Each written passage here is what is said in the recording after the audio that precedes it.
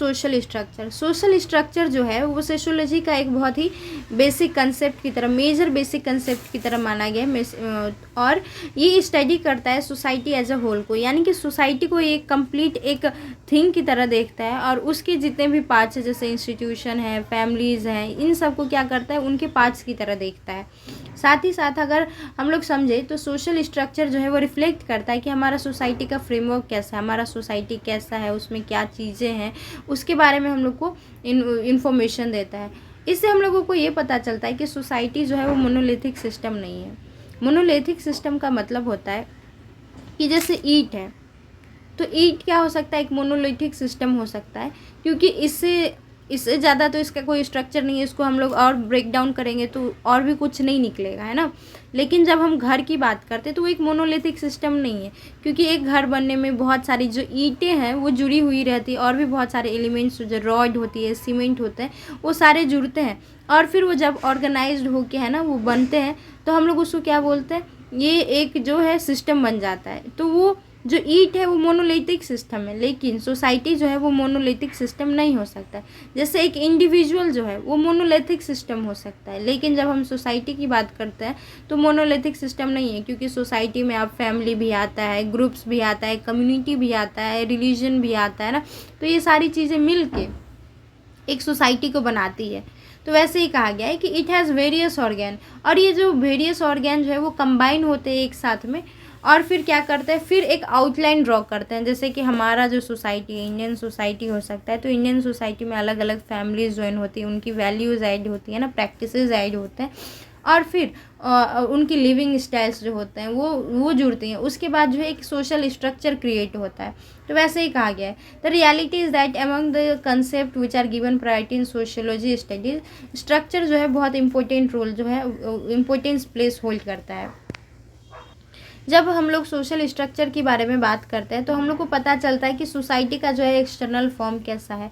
Not only this, the concept of structure also prove helpful in understanding the relationship between the various unit that makeup the society. और जब हम लोग structure की बात करते हैं तो हम लोग को उसके जो डिफरेंट यूनिट है, जैसे फैमिलीज़ के बारे में भी पढ़ते हैं ना, उसके बाद हम लोग समझते हैं कि फैमिलीज़ में कैसे वैल्यूज़ होते हैं, वो जो ग्रुप्स होते हैं वो ग्रुप क्या होता है, सोशल चेंजेस क्या होते हैं, नॉर्म्स क्या होते हैं, वैल्यूज़ क्या होते हैं, ये सारी चीज़ों को पढ़ते हैं। तो इसलिए बोला गया कि जब हम सोशल स्ट्रक्चर के बारे में पढ़ते हैं तो हम लोग जो उसके यूनिट्स है, वेरियस यूनिट है, उसके बारे में भी पढ़ना शुरू करते हैं, उनके बारे में जानना चाहते हैं। तो अब हम लोग देखेंगे कि क्या इसका मीनिंग है, क्या डिफिनेशन है। जब हम लोग स्ट्रक्चर का मतलब समझते हैं तो स्ट्रक्चर का मेनली तो मेजर मतलब होता है कि जो एक डेकोरेटेड एक्सटर्नल फॉर्म है ना, कोई चीज़ देखते हैं तो जैसे कोई डॉल ही होगा, है ना, तो हम लोग को जो बाहरी तरीके से दिख रहा है तो वो उसका एक्सटर्नल फॉर्म हो सकता है। लेकिन इसमें क्या क्या एलिमेंट हो सकते हैं, तो उसके हाथ जुड़े होंगे, है ना, बाल जुड़े होंगे, आँखें जुड़ी होंगी, तो वो सारी चीज़ें जो वो उसके कंपोजिशन हुए।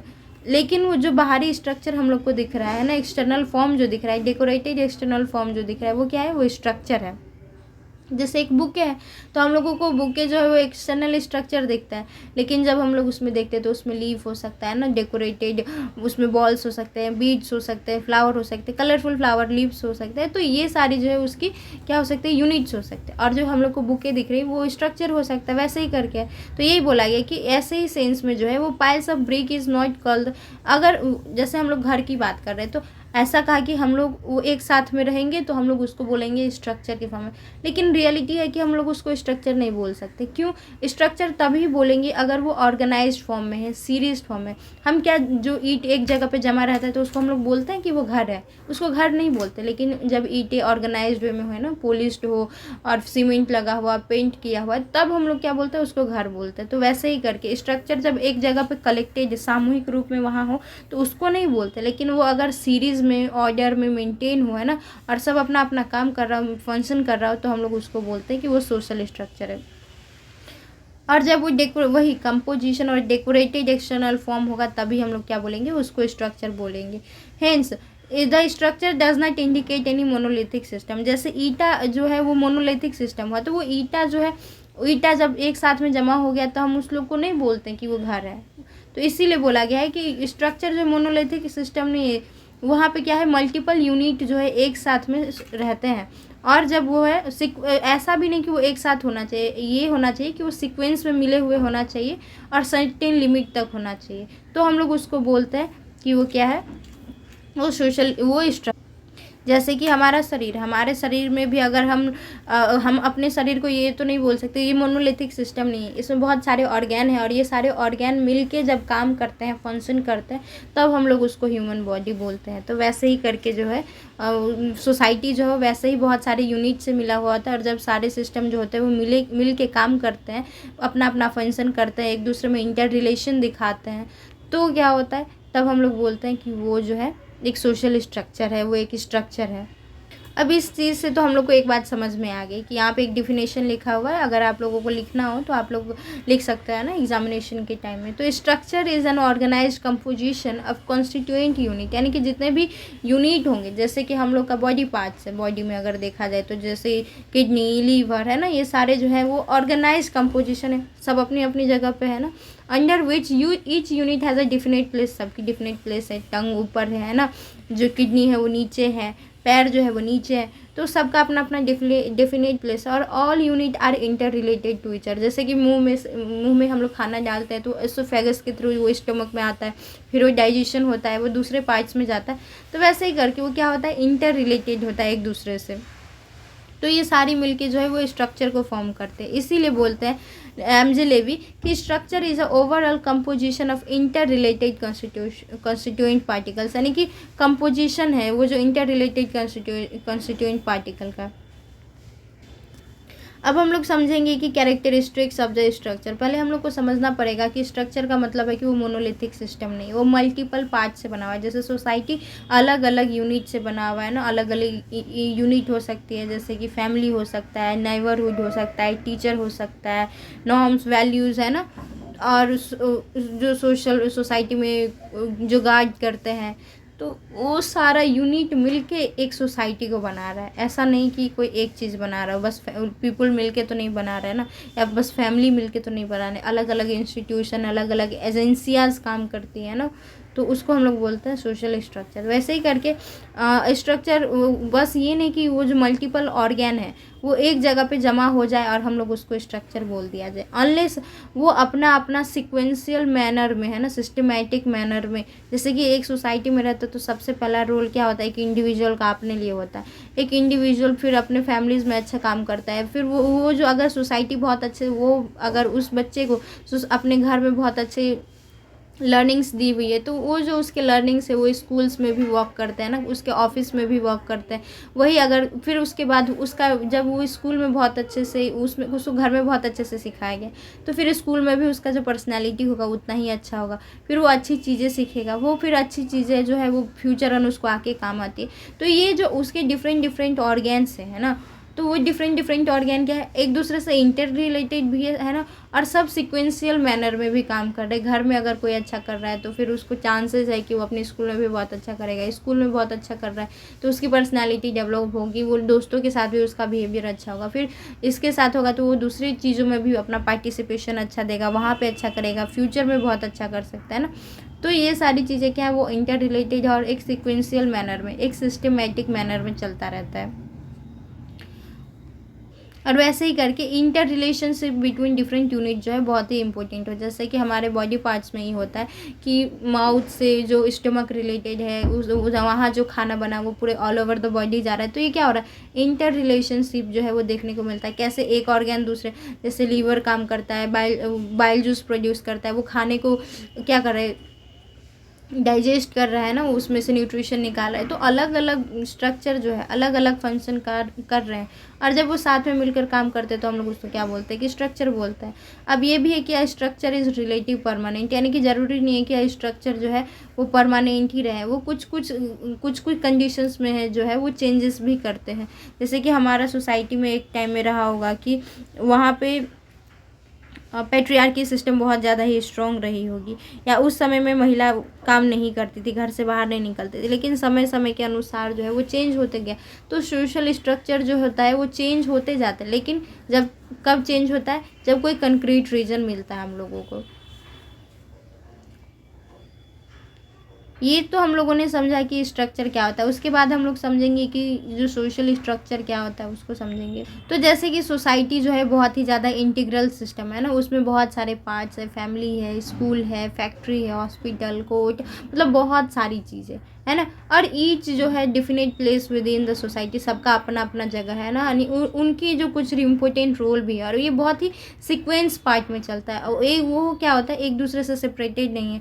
जैसे कि एक बच्चा जन्म लेता है, तो जब घर में जन्म लेता है तो उसकी एक लैंग्वेज बन जाती है, वो कुछ रिलीजन से बिलोंग करता है, उसकी कुछ प्रैक्टिसेस होंगी, पेरेंट्स कुछ टीचिंग देंगे, तो वो क्या होगा, इन्फ्लुएंशियल होगा। अगर वो हिंदू है तो वो हिंदू मंदिर में जाएगा, है ना, हिंदू मैरिज लॉ से शादी करेगा। या फिर वो अगर अच्छे घर में है, अच्छे से पढ़ेगा, तो फिर स्कूल जाएगा, वहाँ पे अच्छे बिहेवियर्स दिखाएंगे, हॉस्पिटल जाएंगे, नाइबरहुड का इन्फ्लुएंस होता है। तो ये सारी चीज़ें जो है वो अपना अपना रोल प्ले करती है ना, वो अपना अपना फंक्शनिंग करती है। और इससे क्या होता है, एक दूसरे से जो है वो इंटरकनेक्टेड होते हैं। तो अगर बच्चा जैसे एक रिलीजन का था तो वो उस रिलीजन के मंदिर में जाता है, शादी उसी रिलीजन से करेगा, है ना, में भी चांसेस है कि वैसे ही उसके दोस्त बनेंगे, उसकी प्रैक्टिसेस वैसी होंगी। तो ये सारी चीज़ें हैं कि एक इन्फ्लुएंशियल होता है, सब अपना अपना काम करते हैं और एक दूसरे से इंटरकनेक्टेड होता है रिस्पेक्टिव प्लेस पे। इसलिए कहा गया है कि द स्ट्रक्चर और framework which is form by the sequential arrange and inter related constituent part of the system is called social structure.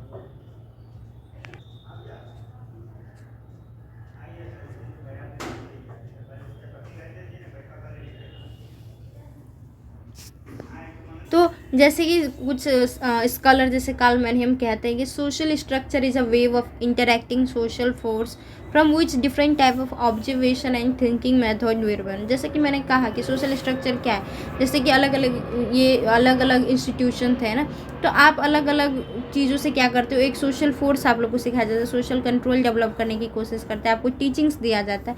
उसके बाद आप लोग कुछ चीज़ ऑब्जर्व करते हो ना, आपकी थिंकिंग मेथड जो है वो चेंज होती जाती है। जैसे कि कोई हिंदू फैमिली है तो उसके कुछ बिलीव्स होंगे कि हाँ सुबह उठना है, पूजा करना है, ये करना है, वो करना है, तो उसकी थिंकिंग मेथड या उस ऑब्जर्वेशन से उसका जो बिहेवियर पैटर्न होगा वो चेंज हो जाएगा। अगर कोई ऐसे सोसाइटी में रहता है जहाँ पे बहुत ज़्यादा जैसे अगर कोई स्लम में रहता है तो उसकी वे ऑफ लिविंग जो होगी, है ना, उसका जो सोशल स्ट्रक्चर होगा तो उसका अलग होगा। इससे क्या होगा कि उसकी ऑब्जर्वेशन बहुत अलग होगी और इसकी वजह से क्या होगा, उसका जो थिंकिंग मेथड भी होगा वो बहुत ही अलग होगा। तो वैसे ही करके अगर सोशल स्ट्रक्चर के बारे में हम लोगों को पढ़ना है तो हम लोग को पता है कि सोशल स्ट्रक्चर जो है मोनोलिथिक नहीं है। जैसे सोसाइटी जो है वो अलग अलग यूनिट से बना हुआ है, इंस्टीट्यूशन, उसमें बहुत सारे इंस्टीट्यूशन हैं, सोशल ग्रुप है, कमिटीज़ हैं, इंडिविजुअल खुद भी उसमें होते हैं। और हर एक सोसाइटी जो होता है वो इसी यूनिट सबसे ऑर्गेनाइज होके जो है वो बना रहता है, और उसी को हम लोग क्या करते हैं, सोशल स्ट्रक्चर कहते हैं। और ये जो सोशल स्ट्रक्चर जो है वो इंटर रिलेटेड यूनिट से बना हुआ था। मैंने आपको एग्जांपल पहले भी बताया हुआ कि कैसे वो एक दूसरे से रिलेटेड है ना, म्यूचुअल रिलेशनशिप ग्रो करता है, उसके बाद एक दूसरे से कैसे एसोसिएटेड होते हैं, कैसे एक स्टेप में जो जिस फैमिली में आप बर्थ लेते हैं, जिस सोसाइटी में आप बर्थ लेते हैं, जैसा आपका नाइबरहुड है, जैसा आपका फ्रेंड है, वो कैसे कैसे हर एक स्टेप में आपको इन्फ्लुएंस करते जाता है, आपकी स्किल्स को बढ़ाने में, आपके पैटर्न को सीखने में, है ना, वो आपको हेल्प करता है। तीसरा है सोशल स्ट्रक्चर में कि each constituent unit has a pre determined position in the society. तो मतलब हम लोग को सोसाइटी में है ना कि हर एक जगह के लिए एक प्री डिफाइंड पोजीशन है। जैसे फैमिली का इम्पोर्टेंस आप नाइबरहुड से ज़्यादा दोगे, है ना, फ्रेंड का या स्कूल का जो इम्पोर्टेंस हो बहुत ज़्यादा होगा, अपने नाइबरहुड से, पीयर फ्रेंड से ज़्यादा होगा। या अगर ऐसे भी बोला जाए तो जैसे एक फैमिली का जो पोजीशन है और कोर्ट का पोजीशन बहुत ज़्यादा ही अलग हो सकता है। फैमिली जो चीज़ें आपको प्रोवाइड करेंगी वो कोर्ट नहीं प्रोवाइड कर सकता, या स्कूल आपको वो चीज़ें प्रोवाइड नहीं कर सकता, या जिस जगह पे आपको कोर्ट की ज़रूरत होती है तो वो काम फैमिली नहीं कर सकती है, या जो पोजीशन जो है या उनका जो रोल है कॉलेज का वो फैमिली नहीं प्रोवाइड कर सकते। तो इसलिए कहा गया कि ईच कंस्टिट्यूएंट यूनिट जो स्कूल है, फैमिलीज़ हैं, है ना, या फिर कोर्ट है, तो ये सारी चीज़ों की जो है अपनी प्री डिटरमाइंड पोजीशन है ना, और वो उनका वही काम है, आप उसको चेंज नहीं कर सकते। एक का जो रोल है वो दूसरा रोल प्ले नहीं कर सकता है। फोर्थ है कि mutual relationship between the different part of unit of the social structure are relatively permanent. तो यहाँ पे ये बोला गया है कि जो इसमें जो जितने भी ऑर्गेन्स होते हैं उनका जो रिलेशनशिप जो है वो टेम्पररी होता है, ना कि मतलब परमानेंट होता है, ना कि टेम्पररी होता है। क्योंकि अगर वो टेम्पररी होगा तो चांसेस है कि उसका जो स्ट्रक्चर होगा वो बहुत स्ट्रॉन्ग नहीं बनेगा। दैट इज़ वाई जो कुछ सोशल एलिमेंट जो हमेशा समय समय पे चेंज होते हैं उनको सोशल स्ट्रक्चर के अंदर नहीं रखा जाता है। फॉर एग्जांपल एक घर है जो कि एक स्ट्रक्चर है, और अगर उसका छत जो होता है वो उसका वो भी उसके पार्ट है, तो हम ऐसा छत को नहीं चूज़ करेंगे ना जो हमेशा समय समय पे चेंज होता रहता है। जैसे अगर पेपर का तो छत नहीं बनवाएंगे, या हम लोग जो नॉर्मल पुआर जो है उसका नहीं बनवाएंगे, क्योंकि हम लोगों को पता है वो कंक्रीट नहीं है, वो हमेशा चेंज होता रहता है। तो एक जो यूनिट है उसमें हम लोग हमेशा ऐसे यूनिट्स को ढूंढते हैं जो रिलेटिवली क्या हो, परमानेंट हो, हमेशा चेंज ना होते रहे। The structure is dynamic concept. तो इसमें ये बताया कि जबकि आपने इतने सारी चीज़ें पढ़ी ना, तो आप लोगों को ये लगा होगा कि सोशल स्ट्रक्चर तो एक स्टैटिक कंसेप्ट होना चाहिए, एक टेम्पररी कंसेप्ट होना चाहिए जो कि कभी नहीं बदलता है। लेकिन ये बहुत ही मतलब ये हम लोग का मिसअंडरस्टैंडिंग है कि ऐसा है, क्योंकि कोई भी सोशल स्ट्रक्चर जो है वो समय और सोसाइटी के अनुसार जो है वो चेंज हो जाता है। ऐसा कोई भी चीज़ नहीं है जो टेम्पररी है। जैसे इंडियन सोशल स्ट्रक्चर की ही बात करें तो वो आज जैसी है 100 साल पहले जो है वैसी नहीं रही होगी, या जैसे अमेरिका में आज है तो वैसी तो नहीं रही होगी, या अमेरिका का जो सोसाइटी है और जो इंडियन सोसाइटी वो भी तो सेम नहीं है। तो ये जो है समय के अनुसार है ना, या जगह के अनुसार, सोसाइटी के अनुसार जो है सोशल स्ट्रक्चर जो है वो चेंज होते चला जाता है।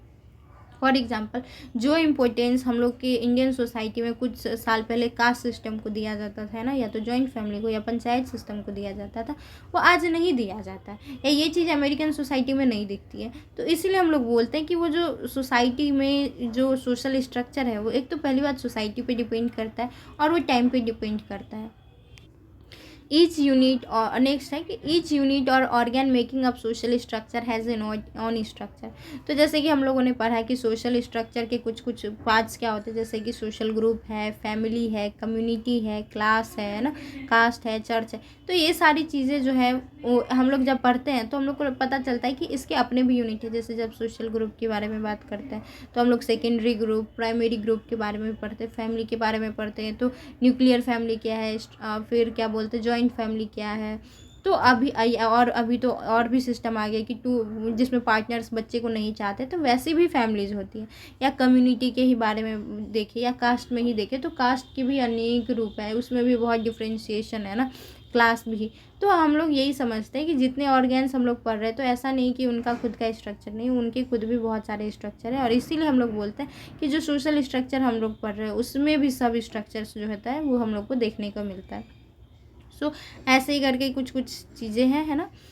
आई थिंक आप लोगों को बहुत अच्छे से समझ में आया होगा। ये मैंने बेसिकली जो एग्ज़ाम में जितना ज़रूरी है मैंने उसी हिसाब से पढ़ाया है, और अभी कभी मुझे मौका मिला तो मैं इसका जो है वो डिटेल मतलब जो और भी चीज़ें हैं उनको पढ़ाऊँगी। अभी तो मैंने एग्जामिनेशन के पॉइंट ऑफ व्यू से पढ़ा है ताकि आप लोग को आसानी हो। So thank you so much.